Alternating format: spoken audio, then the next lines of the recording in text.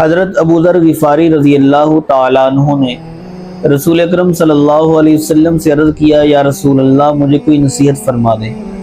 آپ صلی اللہ علیہ وسلم نے فرمایا، ابو ذر تم تقوی کو لازم پکڑو، یعنی اللہ تعالیٰ سے ہر حال میں ڈرتے رہو۔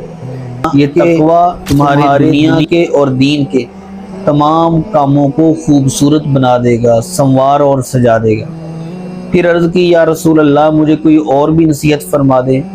آپ صلی اللہ علیہ وسلم نے فرمایا، اے ابو ذر قرآن پاک کی تلاوت اور اللہ کا ذکر کثرت سے کیا کرو، یہ تمہارے لیے فائدہ مند ہوگا، اور اس کی برکت سے تمہارا ذکر آسمانوں پر فرشتے بھی کریں گے اور اللہ تعالیٰ بھی تمہیں یاد کرے گا۔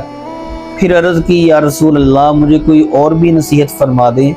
آپ صلی اللہ علیہ وسلم نے فرمایا، اے ابو ذر تم خاموشی کو لازم پکڑو، اکثر خاموش رہا کرو، یعنی صرف ضرورت کی بات کیا کرو، ضرورت کے علاوہ زیادہ نہ بولا کرو۔